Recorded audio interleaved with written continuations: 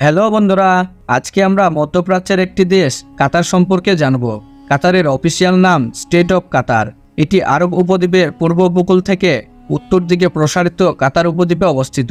কাতারের দক্ষিণে সৌদি আরব এবং এর পশ্চিমে বাহরাইন অবস্থিত।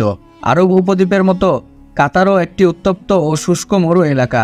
এখানে ভূপৃষ্ঠে কোনো জলাশয় নেই এবং প্রাণী ও উদ্ভিদের সংখ্যাও যৎসামান্য। তবে দেশটিতে খনিজ তেল ও প্রাকৃতিক গ্যাসের বড় মজুদ আছে। এই প্রাকৃতিক সম্পদের কারণেই দেশটির অর্থনীতি অত্যন্ত সমৃদ্ধ। বিংশ শতাব্দীর মধ্যভাগ পর্যন্ত এটি একটি তুলনামূলকভাবে দরিদ্র দেশ ছিল। ওই সময় দেশটিতে পেট্রোলিয়ামের মজুদ আবিষ্কৃত হয় এবং এগুলো উত্তোলন শুরু করা হয়। বর্তমানে মাথাপিছু আয়ের হিসেবে কাতার বিশ্বের সবচেয়ে ধনী দেশগুলির একটি। তাহলে চলুন কাতার দেশ সম্পর্কে কিছু জানা অজানা এবং প্রয়োজনীয় তথ্য জেনে নেওয়া যাক। ইসলাম পূর্বযুগে কাতার আরব উপদ্বীপের অন্যান্য দেশের মতোই পারস্যের সাসানি রাজবংশের অধীনস্থ ছিল। পরবর্তীতে সপ্তম শতকে সমগ্র আরব উপদ্বীপে ইসলাম প্রসার লাভ করলে এই অঞ্চলও ইসলামের ছায়ায় চলে আসে।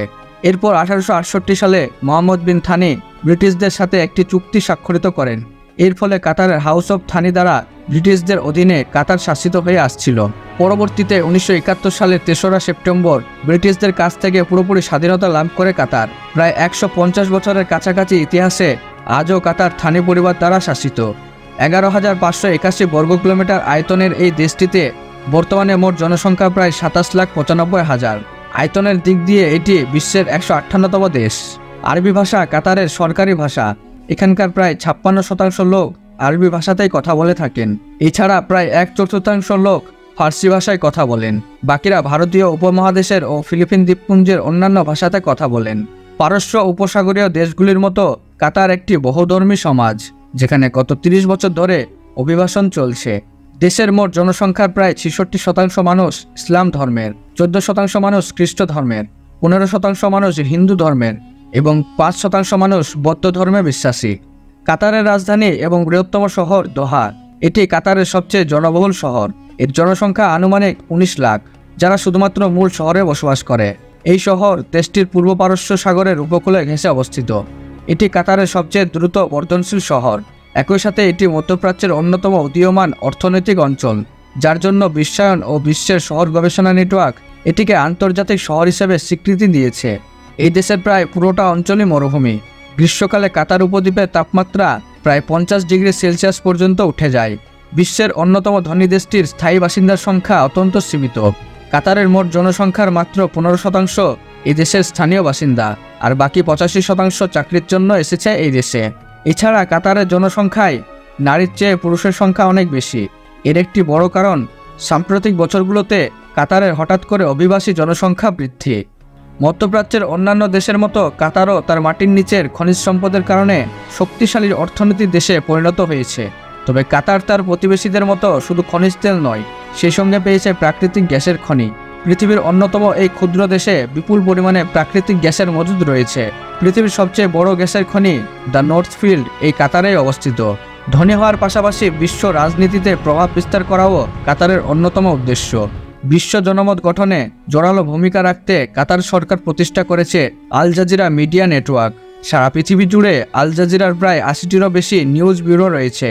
বিবিসির পরে এটি বিশ্বের দ্বিতীয় বৃহত্তম টেলিভিশন নেটওয়ার্ক। গত 2022 সালে কাতার ফিফা ওয়ার্ল্ড কাপ আয়োজন করেছে, আর এজন্য কাতার তৈরি করেছে মোট 9টি স্টেডিয়াম। এর পাশাপাশি তাদের পুরনো 3টি স্টেডিয়ামকেও সংস্করণ করেছে দেশটি। এছাড়া ফুটবল ক্লাব পিএসজির নামটা আপনারা অবশ্যই শুনেছেন। এই ক্লাবটির মালিকও কিন্তু কাতার। কাতারের স্বাস্থ্য পরিষেবা অনেক উন্নত। দেশের মানুষের গড় আয়ু প্রায় 83 বছর। একই সাথে দেশটির শিক্ষা ব্যবস্থাও অত্যন্ত আধুনিক। এখানে প্রাথমিক শিক্ষা সকল শিশুর জন্য বাধ্যতামূলক এবং সরকারি বিদ্যালয়গুলিতে প্রাথমিক শিক্ষা বিনামূল্যে প্রদান করা হয়। এখানে সাক্ষরতার হার 98%। মাথাপিছু আয়ের উপর ভিত্তি করে কাতার বিশ্বের অন্যতম উচ্চ আয়ের অর্থনীতি। বর্তমানে দেশটির অর্থনীতি তেল ও গ্যাস শিল্পের উপর নির্ভরশীল। তরল প্রাকৃতিক গ্যাসের শীর্ষ রপ্তানিকারক দেশ কাতার।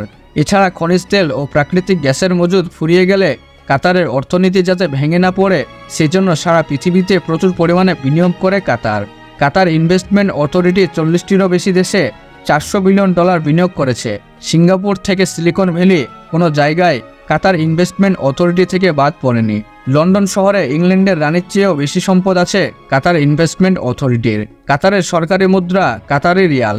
এক কাতারের রিয়াল সমান প্রায় ভারতীয় রুপিতে 20 টাকা এবং 23 টাকা বাংলাদেশের মুদ্রায়। দেশটির মোট জিডিপি প্রায় 183.807 বিলিয়ন মার্কিন ডলার এবং মাথাপিছু আয় প্রায় 66.202 মার্কিন ডলার।